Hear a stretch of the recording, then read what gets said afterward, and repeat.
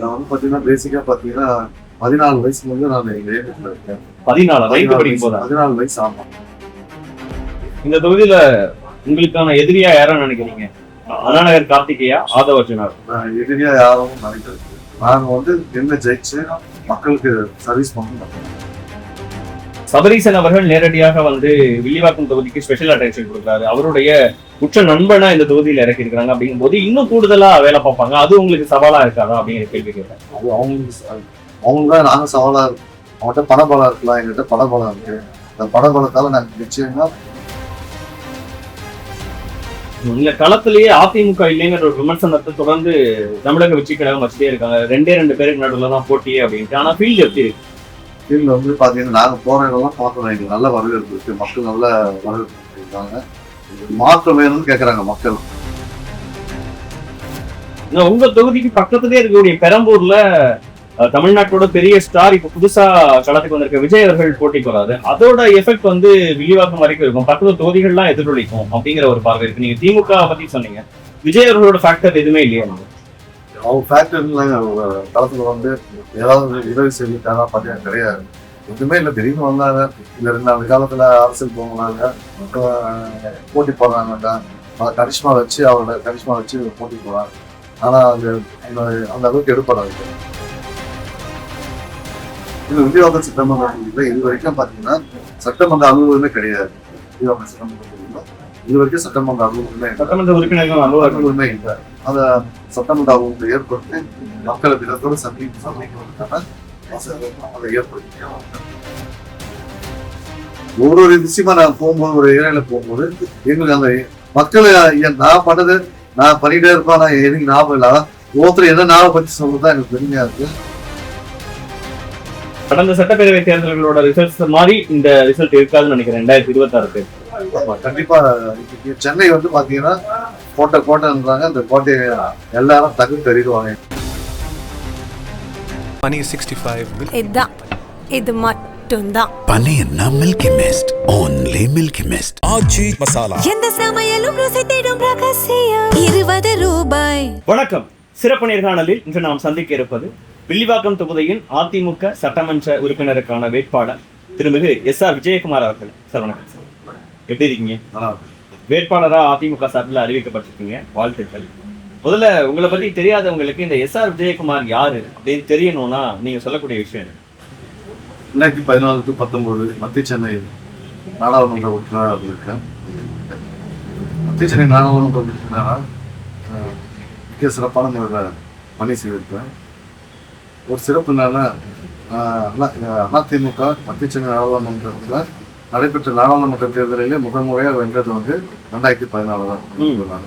அந்த பெயரை பெற்றது நான் அது அம்மாவின் நல்லாசியோடு நான் வெற்றி பெற்றேன்.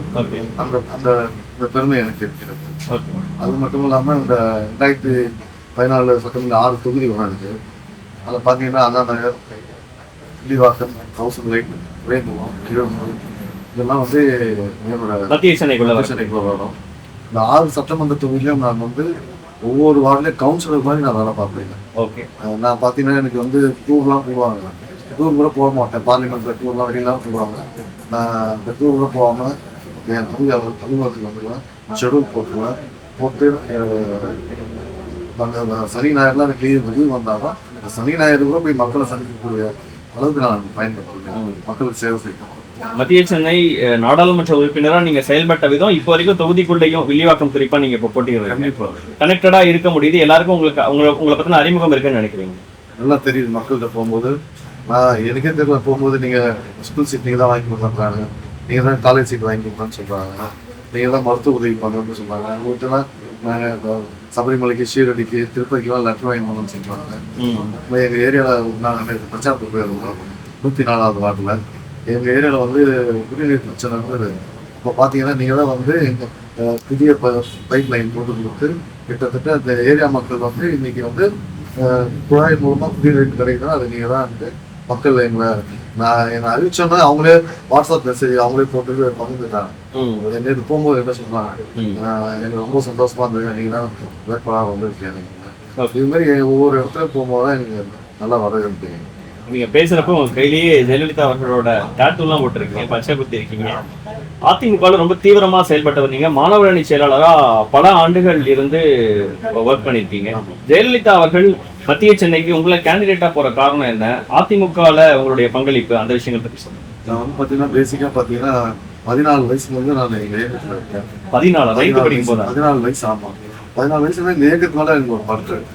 என் சித்தப்பா வட்ட செயலாளர் இருந்தாங்க, அவர் வீட்லேயே வந்து இருப்பார்.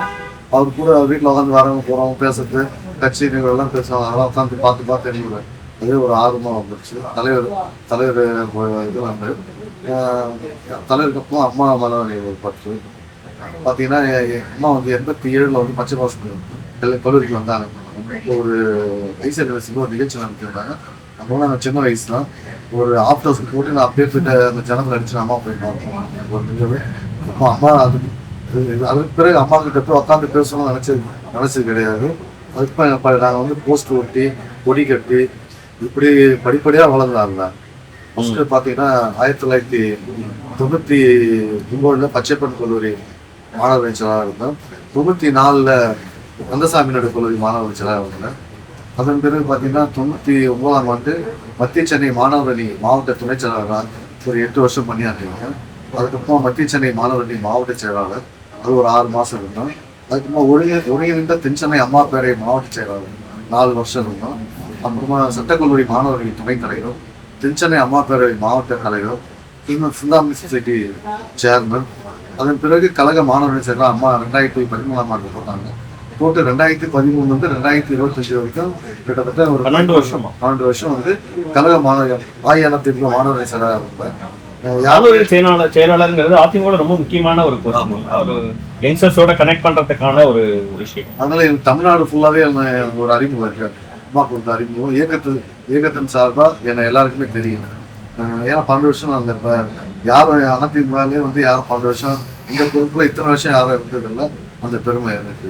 ஓகே, இப்போ 2025 அண்ணன் வந்து கழக கொள்கை பரப்பு அமைச்சர் மாண்புமிகு அண்ணன் எடப்பாடி அவர்கள் நியமனத்தை பற்றி பணியாற்றிட்டு வந்தாங்க.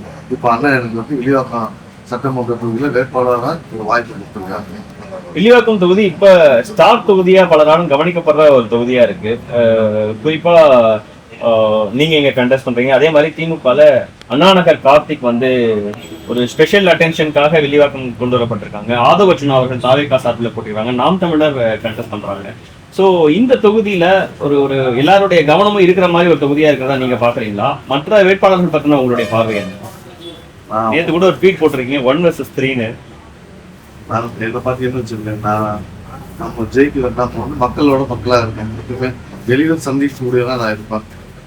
எந்த காலத்துலையும் சரி பதவியால் எனக்கு அந்த மரியாதை வரக்கூடாது. என்ன நம்ம சர்வீஸால் அந்த மரியாதை வரணும்னு நான் நினைக்க முடியாது. ஆனால் இன்றைக்கும் எனக்கு வந்து அந்த சப்போர்ட் இருக்கு. தனிப்பட்ட முறையில் எப்பயுமே அந்த கட்சிக்கு மிகப்பெரிய பலம். அது அந்த பலத்தை வச்சு நம்ம சர்வீஸ் பண்ணால் எனக்கு அந்த பேர் நிற்கணும்னு நினைக்க முடியாது. ஆனால் யார் நிற்கிறாங்க அதெல்லாம் எனக்கு நான் பார்க்கணும். எனக்கு நான் அதை பற்றி கவலை பண்ண அவங்கள ஒரு பெரிய போட்டியாளராகவே நீங்க நினைக்கல? அவங்க இப்போ நான் நினைக்கல. நம்ம வேலை செய்வோம். நமக்கு திறமை இருக்கு, நம்ம சர்வீஸ் பண்ணிருக்கோம், நம்ம ஜெயிப்போம். நாங்கள் வேலை பார்க்கணும். இந்த களத்திலேயே அதிமுக இல்லைங்கிற ஒரு விமர்சனத்தை தொடர்ந்து தமிழக வெற்றி கழகம் வச்சுட்டே இருக்காங்க. 2 பேருக்கு நடுவில் தான் போட்டியே அப்படின்ட்டு. ஆனால் ஃபீல்டு எப்படி இருக்கு? ஃபீல்டு வந்து பார்த்தீங்கன்னா நாங்கள் போகிறதெல்லாம் பார்க்குறோம். எங்களுக்கு நல்ல வரவேற்பு இருக்கு. மக்கள் நல்ல வரவேற்பு இருக்காங்க. மாற்றம் வேணும்னு கேட்குறாங்க மக்கள். இந்த இருக்கிற அரசு போகணும்னு நினைக்கிறாங்க. ஒரு மாற்றம் வேணும், நீங்க வரணும், மீண்டும் அதிமுக வரணும்னு நினைக்கிறாங்க. அம்மாவோட ஆட்சி வரணும்னு நினைக்கிறாங்க. தேசிய கூட்டணியில இந்த ஆட்சி வரணும்னு நினைக்கிறாங்க. தேசிய ஜனநாயக கூட்டணியோட ஆட்சி வரணும்னு நினைக்கிறாங்க. ஓகே, இப்ப இந்த தொகுதியை பொறுத்த வரைக்கும் ஆதவ அர்ஜுனா அவர்கள் அங்க விஜய் அவர்களுக்கு அடுத்த இடத்துல இருக்கிற ஒருத்தரா பார்க்கப்படுறாரு, பொதுச் செயலாளர். அந்த கேண்டிடேச்சர் இங்க மக்கள்கிட்ட ஒரு செல்வாக்கு ஏற்படுத்துதா? இங்க நேற்று கூட வந்து இவ்வளவு நாள் வெளிப்படையாக அரசியல் களத்துக்கு வராத சபரீசன் அவர்கள் கூட உங்க தொகுதியில வந்து உங்க தொகுதியின் திமுக வேட்பாளருக்கு ஆதரவா பிரச்சாரம் செய்யறாரு. அந்த விஷயங்கள்லாம் எப்படி பாக்குறீங்க? அப்ப திமுகவா தாவேக்கான்னு இருக்கு களமே, அதுவும் சென்னையில குறிப்பா அப்படிதான் இருக்கு அப்படிங்கிற ஒரு பேச்சு இருக்கு. சொல்றவங்க அப்படிதான் சொல்லுவாங்க. நீங்க உண்மையா நீங்க போயிட்டு மக்கள்கிட்ட போய் கேளுங்க, விசாரிச்சா தெரியும் யார் களத்துல இருக்காங்க, யார் ஒப்படைக்க இருக்காங்க, யாருக்கு செல்வாக்கு இருக்கு. எங்க கட்சியோட செல்வாக்கு இருந்தா நாங்க வந்து கீழ் மட்டத்திலிருந்து மேல வரைக்கும் வேர்ல இருந்து இந்த கட்சியோட கிளைகள் இருக்கு. வார்டு இருக்கு, ஒன்றியம் இருக்கு, மாவட்ட அளவில் நிர்வாகிகள் இருக்காங்க. இந்த இயக்கத்தால் 52 ஆண்டு காலம் இந்த இயக்கத்தால் பலன் பெற்றவர்கள் மக்கள் வளர்ச்சி அடைஞ்சிருக்காங்க. நிறைய அம்மாவோட திட்டங்களாலும் புரட்சியாலும் பிரச்சனை அம்மாவோட திட்டங்களாலும் அந்த எடப்பாடியாலும் பயனடைந்து இன்னைக்கு ஒவ்வொருத்தரும் ஒரு சமுதாயத்தில் ஒரு உயர்ந்த நிலைக்கு இருக்காங்க. அப்படி உயர்ந்த மக்கள் எல்லாமே இருக்கும்போது இந்த இயக்கத்தை எப்படி மறைக்க முடியும் சொல்லுங்க. இன்னும் நான் கேட்ட அந்த விஷயமும் இருக்கு. சபரீசன் அவர்கள் நேரடியாக வில்லிவாக்கம் தொகுதிக்கு ஸ்பெஷல் அட்டென்ஷன் கொடுக்குறாரு. அவருடைய உற்ற நண்பனா இந்த தொகுதியில் இறக்கி இருக்கிறாங்க. அப்படிங்கும் போது இன்னும் கூடுதலா வேலை பார்ப்பாங்க. அது உங்களுக்கு சவாலா இருக்காதா அப்படிங்கிற கேள்வி கேட்கிறேன். அது அவங்களுக்கு தான் நாங்கள் சவாலா இருக்கோம். எங்களுக்கு நாங்கள் அவங்க எங்களுக்கு சவாலா இருப்பாங்க நினைக்கல. அவங்க என்னைக்கு என்ன இது பண்ண முடியுமோ அதான் நினைப்பாங்க. தவிர பண்ணிக்கவா நாங்கள் உழைப்பு இருக்கு எங்கள்கிட்ட. அவங்ககிட்ட பணபலம் இருக்கலாம், எங்கள்கிட்ட பணபலம் இருக்கு. அந்த பணபலத்தால நாங்கள் நிச்சயமா ஜெயிச்சுக்கலாம். சென்னையை பொறுத்த வரைக்கும் அது திமுகவின் கோட்டை அப்படிங்கிற ஒரு பில்டப்பை தொடர்ந்து திமுக சார்பிலையும் திமுக கூட்டணி சார்பிலையும் பேசிக்கிட்டே இருக்காங்க. இது குறிப்பா இதே வில்லிவாக்கம் தொகுதியில கடந்த 2 சட்டப்பேரவை தேர்தல்கள் நீங்க நாடாளுமன்ற உறுப்பினராக வெற்றி பெற்றிருக்கீங்க. கடந்த 2 சட்டப்பேரவை தேர்தல்கள்ல திமுக தான் வெற்றி பெற்றிருக்கு. அப்படி இருக்கும்போது இந்த தடவை எப்படி களம் உங்களுக்கு ஃபேவரா இருக்கும், எந்த அடிப்படையில நீங்க நினைக்கிறீங்க? நீங்க பாத்தீங்கன்னா 2011 சட்டமன்ற தேர்தலில் அதிமுக ஜெயிச்சிருக்கோம். 10,000 வாக்கு வித்தியாசத்துல 2011 சட்டமன்ற தேர்தலில் ஜெயிச்சிருக்கோம். 2014 நாடாளுமன்ற தேர்தலில் நான் நிற்கும் போது நானும் வில்லிவாக்கம் தொகுதியில 10,000 வாக்கு வித்தியாசம் நாங்கள் ஜெயிச்சிருக்கோம். 2011 உங்களுக்கு கூட்டணி இருந்து அந்த 10,000 வாக்கு வித்தியாசம். 2014 அதிமுக தனிச்சு நின்றது. இப்ப ஜெயலலிதா அவர்கள் மோடியா லேடியான்னு கேட்டாங்க. நீங்க இப்ப மோடி அவர்கள் தலைமையில கூட்டணியிலே இருக்கீங்களே. ஆமா, காலத்துக்கு ஏற்ப சூழ்நிலைக்கு ஏற்ப கூட்டணி 2014 தனிச்சு நின்று 10,000 வாக்கு வித்தியாசத்துல நான் வாங்கிப்பேன் வில்லிவாக்கம் சட்டமன்ற போகல. அதாவது நாடாளுமன்ற உறுப்பினரா நீங்க ஜெயிக்கும் போது தொகுதி வாரியா பார்க்கும்போது வில்லிவாக்கம்ல உங்களுக்கு 10,000 அதிகமா இருக்கும். 10,000 வாக்குக்கு நாங்கள் அதிகமாக வரும். 2016 பாத்தீங்கன்னா இந்த மழை வெள்ளக்காலம் 2015 மழை வெள்ளக்காலத்தில் மக்கள் கொஞ்சம் பாதிக்கப்பட்டாங்க. சரியான முறையில் அரசு ஊழியரை போட்டு அம்மா நிவாரணம் கொடுக்க சொன்னாங்க. அவங்க சில பேர் தவறால நம்மளால நிவாரணம் சரியான வகையில் போல அந்த மக்கள் மாற்றி போட்டாங்க. 2016 அம்மா இருக்குது. அதுக்கப்புறமா பார்த்தீங்கன்னா 2021 அம்மா கட்சி கொஞ்சம் இதுவாக இருந்தது. இரட்டை தலைமை அப்படி இப்படின்னு அப்பயும் நம்ம பார்த்தீங்கன்னா ஓரளவுக்கு நம்ம ரீச் பண்ணோம். ஆனால் சென்னை வில்லிவாக்கம் ஒட்டி கிடையாது, சென்னை சுற்றி இருக்கிற எங்கேயுமே நம்ம ஜெயிக்க முடியல. அப்போ பார்த்தீங்கன்னா 2021 சட்டமன்ற தேர்தல் பார்த்தீங்கன்னா 37,000 வாக்கு வித்தியாசம் இருக்கிறது.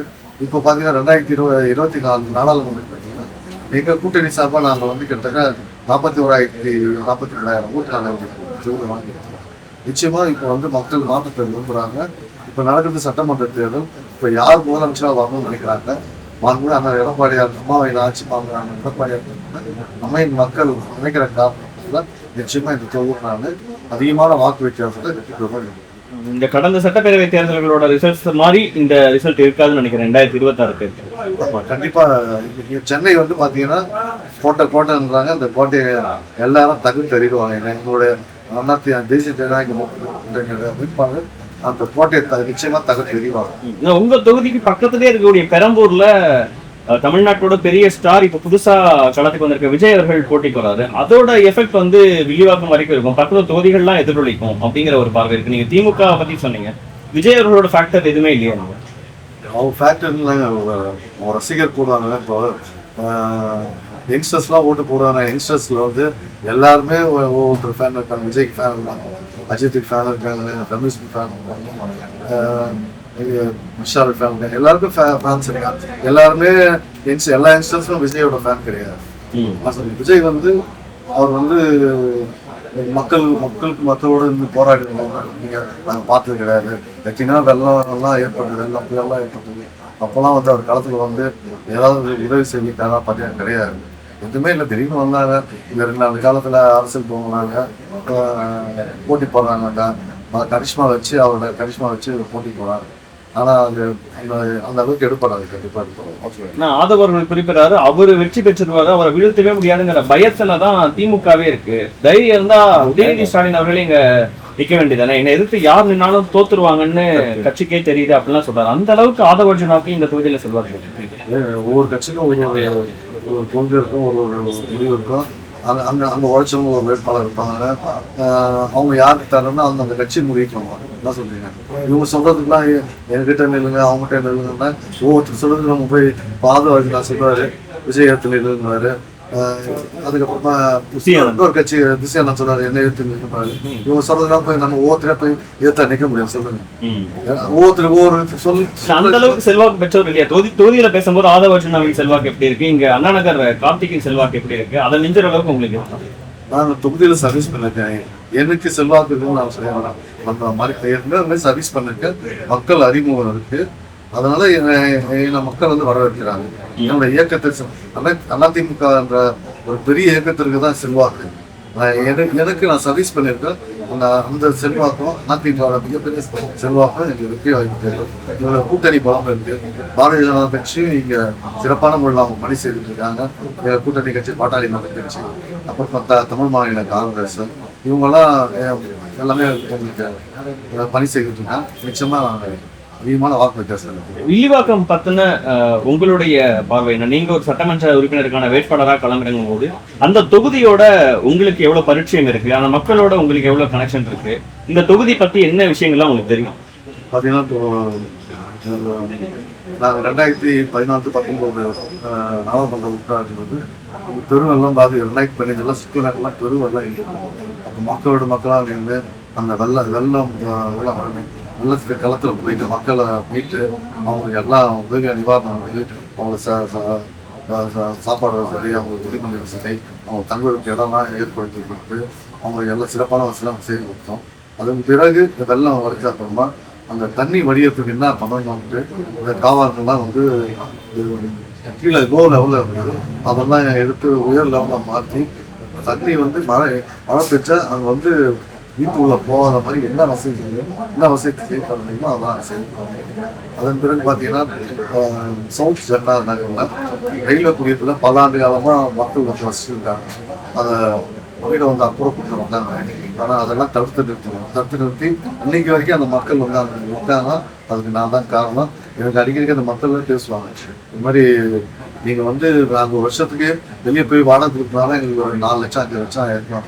இன்றைக்கும் நாங்கள் இருக்கோம்னா அதுக்கு காரணம் நீங்கள் தான் அப்படின்ட்டு இன்னைக்கு நான் இந்த தொகுதிக்கு சட்டமன்ற உறுப்பினராக நான் வேட்பாளர் நான் இருப்பேன்னு நினைக்கல.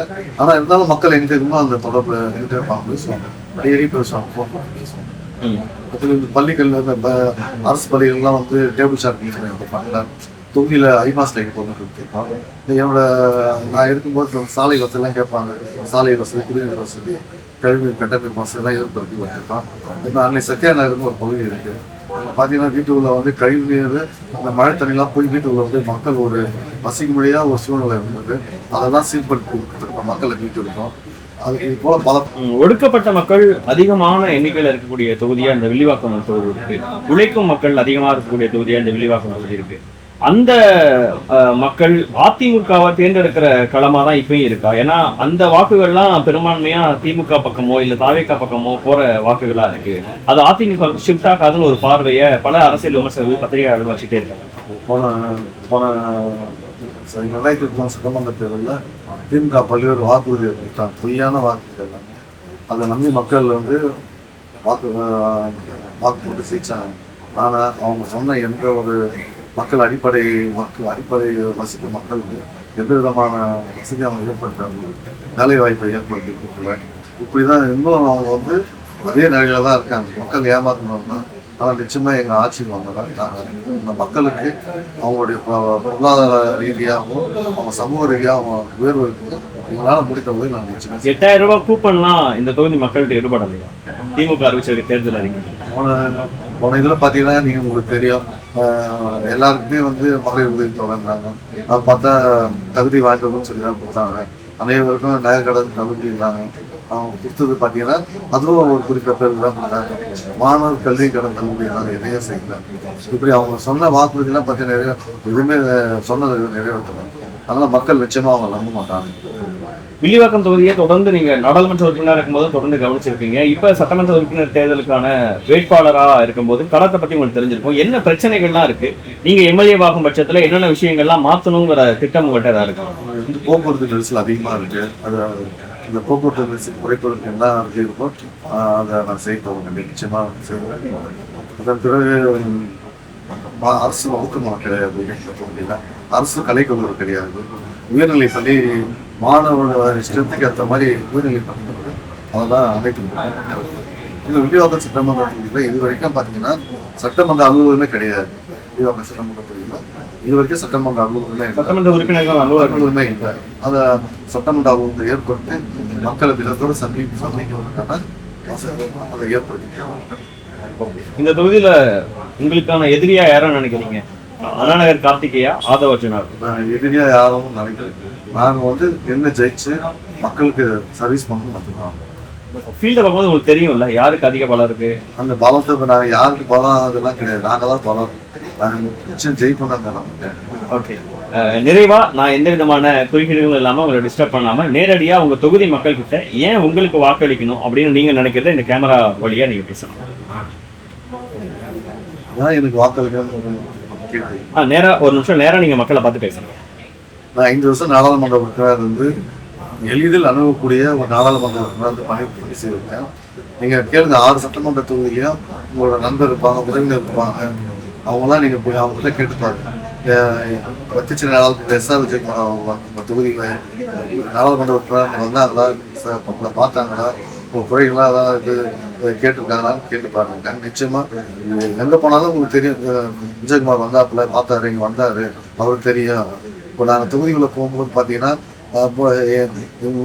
எங்கள் நண்பருக்கு நீங்கள் சீட் வாங்கிட்டீங்க. இப்போ நான் நேற்று போயிருந்தேன் ஒரு ஏரியாவில். அப்போ ஒருத்தர் சொன்னாங்க, ஆஸ்திரேலியாவில் ஒருத்தர் இறந்து போனாங்க, நீங்கள் தாங்க சுபாஷ் கலைக்காம சொல்லி 2 மாதமாக அந்த அவர் இறந்த உடலை அனுப்ப முடியாமல் ஒரு சூழல் நீங்கள் தான் சொல்லி எடுத்து வந்து சொல்லி எனக்கு அங்கே ஞாபகப்படுத்துறாரு. எனக்கு தெரியல அது நான் பண்ணது இது. ஆனால் அவர் தொகுதி நான் பண்ண அங்கே எழும்பூர் தொகுதியில் பண்ணேன். அந்த தொகுதியில் பண்ணதுக்கு ஒருத்தர் இந்த என்னை ஞாபகப்படுத்தி சொன்னார், எங்கள் நண்பருக்கு நீங்கள் தாங்க ஹெல்ப் பண்ணீங்க அப்படின்றாரு. ஒருத்தருக்கு போகிறோம், நீங்கள் தான் காலேஜ் சீட்டை வாங்கி கொடுத்தீங்க அப்படின்றாங்க. நீங்கள் தான் இன்னொரு இடம் போகிறோம், நீங்கள் தான் குடிசை மாற்று வாரியத்தில் வீடு வாங்கி கொடுத்தாங்க. கோயிலுக்கு நீங்கள் தாங்க நான் போன ஒரு பெரியவர் போனீங்க, உங்கள் வீட்டுக்கு நாங்கள் சபரிமலைக்கு லெட்டர் வாங்கி போயிருக்கோம் அப்படின்னு என்கிட்ட சொல்லுவோம். இப்படி ஒரு விஷயமா நான் போகும்போது ஒரு ஏரியாவில் போகும்போது எங்களுக்கு அந்த மக்களை நான் பண்ணது நான் பண்ணிகிட்டே இருப்பேன். நான் எனக்கு ஞாபகம் இல்லாத ஒருத்தர் என்ன நாவை பற்றி சொல்றது தான் எனக்கு பெருமையாக இருக்குது. இப்படி எந்த பலனும் எதுவும் எதிர்பார்க்காம நான் சர்வீஸ் பண்ணியிருக்கேன். எனக்கு இந்த 5 வருஷம் நீங்கள் வேட்பாளர் சட்டமன்ற உறுப்பினர் நீங்கள் ஜெயிக்க வச்சீங்கன்னா வில்லிவாக்கம் தொகுதி வாக்காளர் தொகுதி மக்கள் நிச்சயமாக இந்த தொகுதிக்கு சர்வீஸ் நல்ல முறையில் சர்வீஸ் பண்ண எளிதில் அணுகக்கூடிய ஒரு சட்டமன்ற உறுப்பினர் நிச்சயம் மக்களுக்கான சேவை செய்யும். என்ன முடிவெடுக்க போறாங்க பொறுத்து பார்ப்போம். உங்க நேரத்தையும் கருத்துக்களையும் உங்களுடைய கேம்பெயின் ஷெட்யூலுக்கு மத்தியிலையும் எங்களுக்கு டைம் கொடுத்துருக்கீங்க. ரொம்ப நன்றி.